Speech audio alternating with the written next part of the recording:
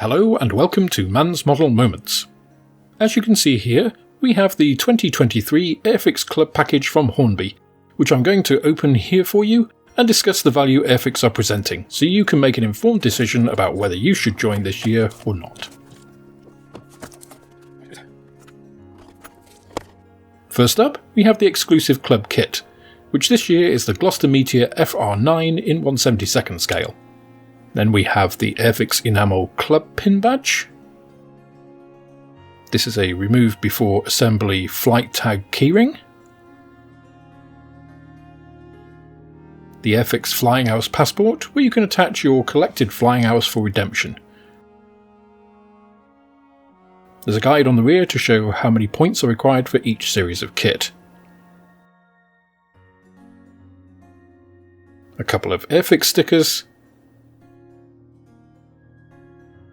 A Keep Calm and Build Airfix A4 poster, I guess.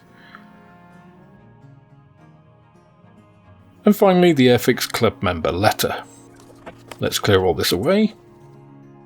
And the letter starts by stating all the components I just mentioned: the kit, the Flying Hours Passport, the Remove Before Assembly flight tag, stickers, Keep Calm poster, and the pin badge. So what other benefits do you actually get? Well, let's look at the important things. You get 10% discount off all kits purchased through airfix.com. Now obviously you can find discounts online which may be around or even more than this, so this is most applicable to special bundles. Exclusive products and news, 3 club magazines a year, war calendar, members only competitions, and money off experiences. So some of this is a little bit ethereal. The exclusive products can generally be found elsewhere, like their hobby tool, which is actually cheaper on Amazon, for example, and the money off pieces where you're only saving if you spend more money. Now my poster has a little bit of damage or a printing anomaly there, though I can't say that is going to play any factor in my deciding whether the club is a good deal or not. The stickers I'll put on the inside door of my man cave, where all of my other similar ones from other manufacturers are. The badge is nicely done, but am I ever going to wear it? No. I mean, this is really for kids, who I'm not sure are the predominant club membership.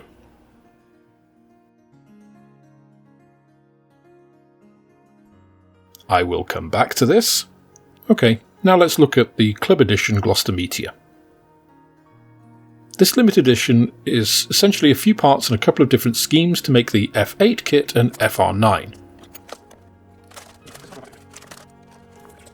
So first off, this is a modern Airfix standard assembly booklet. Looks like you're getting a nicely detailed cockpit.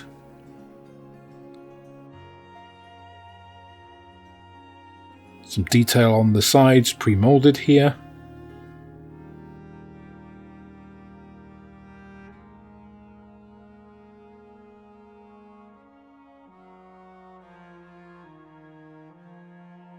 Here we can see a lot of the photographic equipment for the FR9 included, which seems to be shown in some detail, which is great.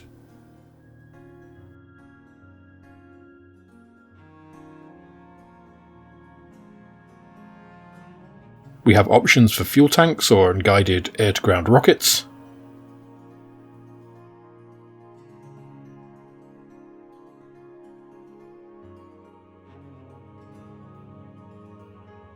Then full colour renderings for the 2 decal options, one a standard post-war RAF scheme. The other is an Ecuadorian Air Force scheme, which is a bit more unusual to see, but unfortunately it's an all-silver scheme, which makes the choice a bit bland, which is a real shame. Unless you're an Ecuadorian, have Ecuadorian heritage, or a special interest in that Air Force, this is a bit too bland, and I think it means many will choose the RAF option. Though of course you can go off-piste, as there are many other options out there. The decals themselves look good, and up to Airfix's modern standards.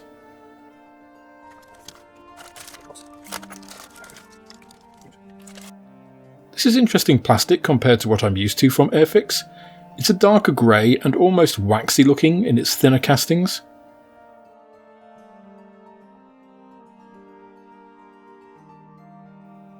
But as with most modern Airfix kits, the detail looks really good.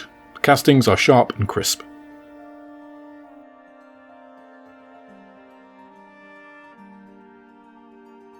Here we have the landing gear. There are also all the pieces from the original F8, of course, so if you did want to, you could model the base kit as well.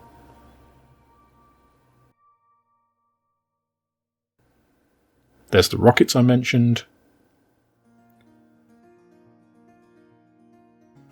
Oh, we appear to be missing one of the halves of the FR nose. Unless it's somewhere under here. Ah, here we go. So that's just come off there, and it isn't absent, which is good. That saves me contacting customer services. It would have been pretty unlucky too, as you will know. I was also missing the cowling for my 1/24th Spitfire.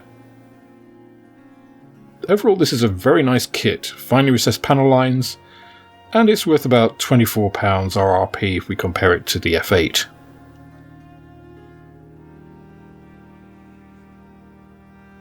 The transparencies, again, all looks good from what I can see here, holding up to Airfix's modern moulding standards. So overall, kit looks very good, and you can look forward to a build video on that in the future. Next I want to talk about the Airfix Club Flying Hours Passport. This is basically a way to physically attach and send your flying hours to Airfix.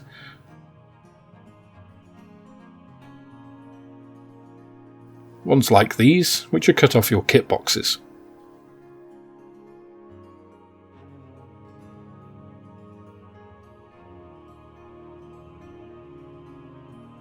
Now on the rear is a guide to the numbers of flying hours needed for each free kit, and a section to pay for postage. It does refer to check or postal order, but there's also a space for credit card here, and yet it doesn't actually give any details on exactly how to do that. This option is good though, because, let's face it, how many people use checks or postal orders these days?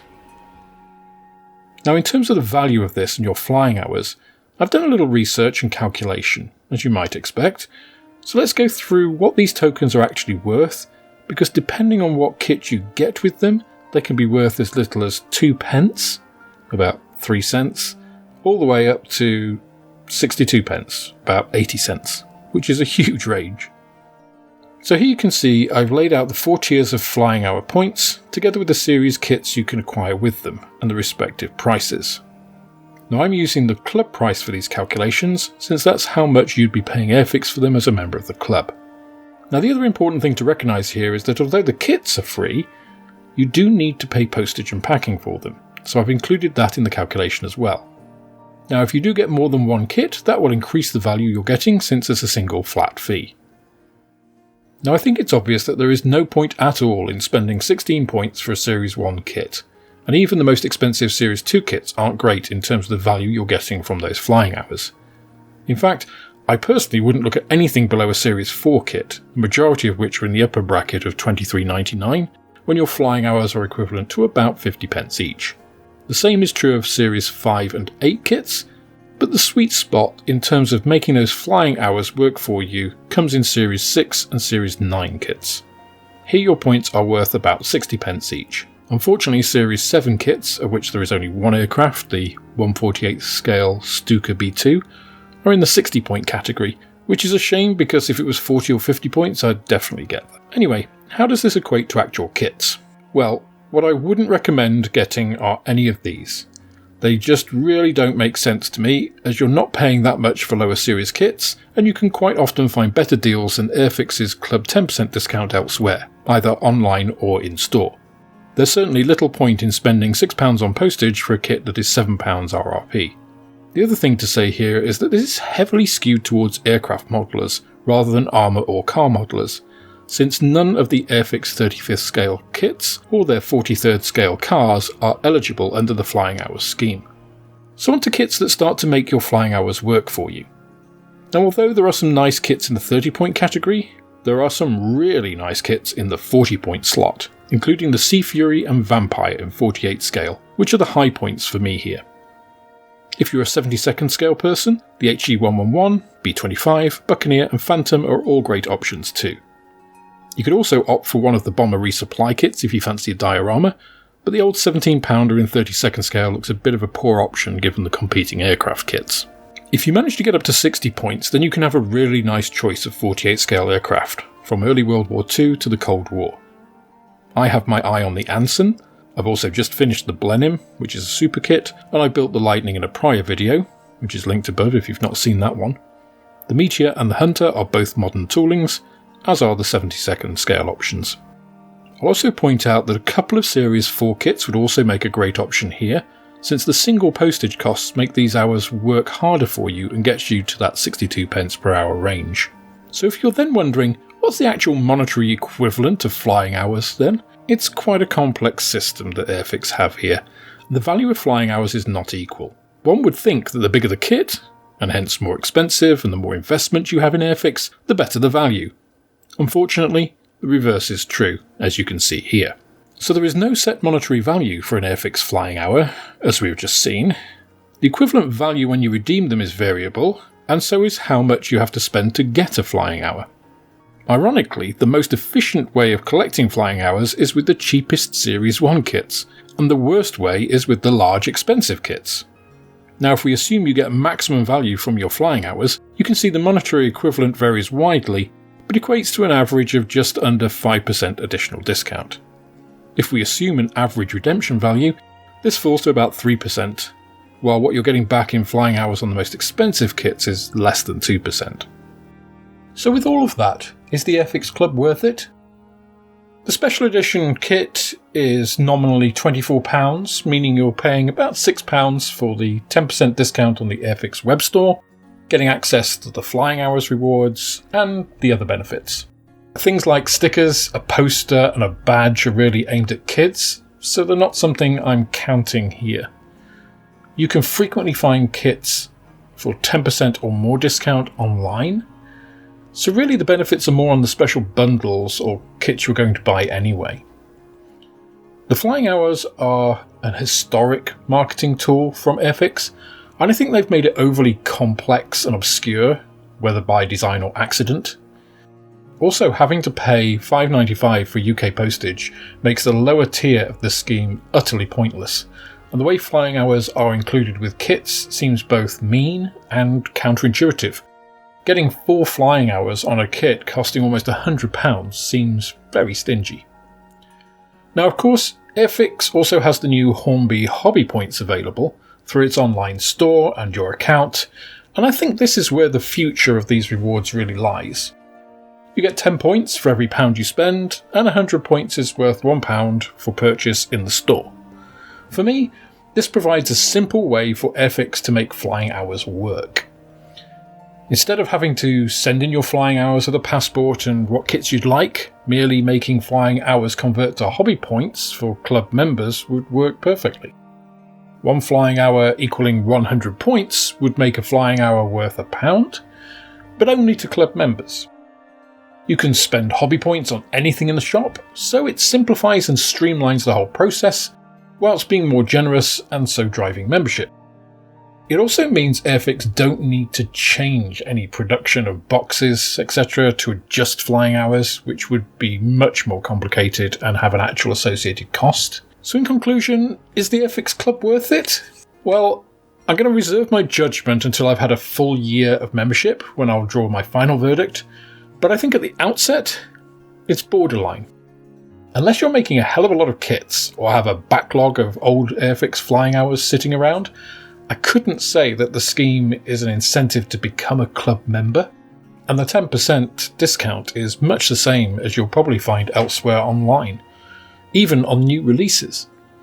I can buy some of the announced 2023 new releases from Hannants just as cheaply as I can buy them from Airfix through the Airfix Club.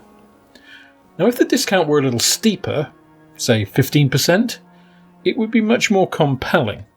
And if flying hours converted to hobby points at that 100-to-1 ratio, I'd say it'd be a shoo-in, which I'm sure would boost membership and Airfix revenue overall, since it would encourage people to buy directly from Airfix.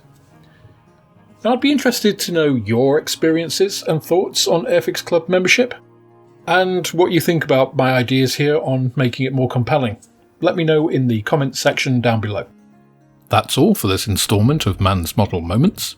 If you enjoyed the video, please click the like button, subscribe to the channel for more like it, and share this video with others you think would also enjoy it. You can also follow me on Instagram, Twitter and Facebook, and if you're feeling generous, then I also have a Patreon, which is absolutely the best way of helping me to grow the channel and produce more content like this. With that, I hope you have plenty of modelling moments of your own, and I look forward to welcoming you on the next video.